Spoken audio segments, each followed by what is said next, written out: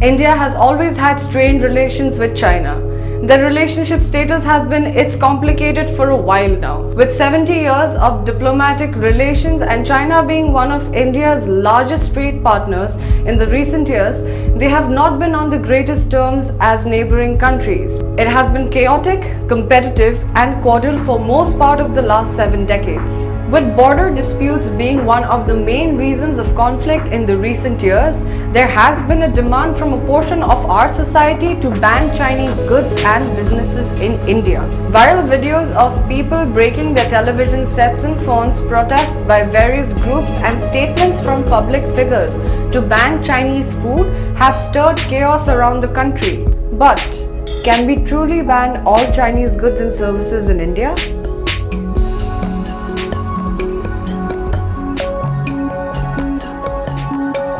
According to Bloomberg Quint, China is Asia's largest and the world's second largest economy with a GDP of almost $13.6 trillion. India places third in Asia at $2.7 trillion. From supplying industrial components and raw materials to India's startups and technology firms, China is India's biggest trading partner after the United States.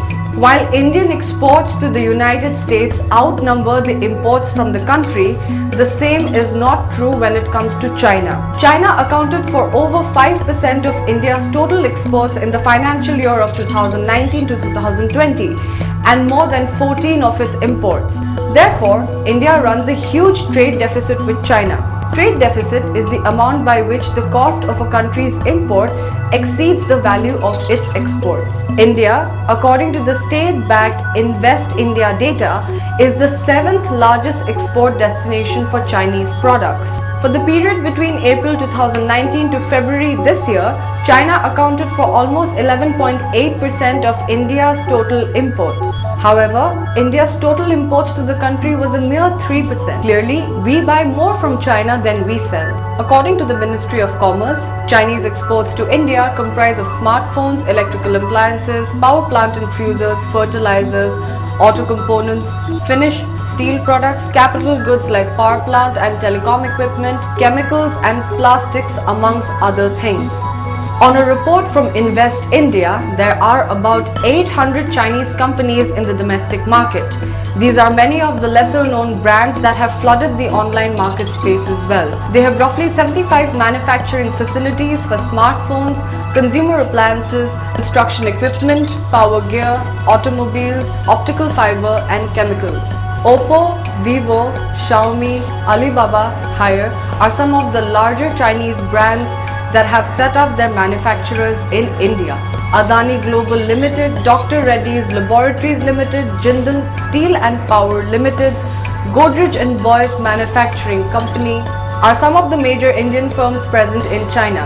Some of the well-known Indian startup brands have received Chinese investments, which include Paytm, Ola, Snapdeal and Swiggy. The FDI numbers, however, don't present a complete picture of China's business reach in India. Officially, China's FDI in India stands at over $2.34 billion. An additional 550 million comes into India from China through the annual tourists. And it's not just trade. Practicing yoga, drinking Indian black tea, watching Bollywood movies have become increasingly popular among the Chinese youth. Chinese movie stars such as Jackie Chan are household names in India.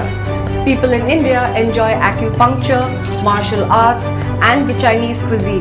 The two countries have established 14 pairs of sister cities and provinces. There are 54 flights linking major cities of the two countries every week.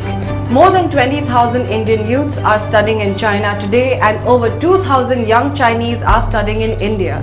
Even if all Chinese brands are banned, the raw materials that are being supplied to most Indian industries and factories are still from China. Even the tiniest screws that are holding your smartphone together has been produced in China. Their ability to mass produce and supply cannot be matched by any other country even today. Trade conflict is not a solution to deal with the already existing unresolved dispute with the Chinese government. Now, to say the least, it will be a steep task to ban Chinese products and their influence from India, especially considering everything that we've mentioned. The world depends on China a lot more today than it did a couple of decades back.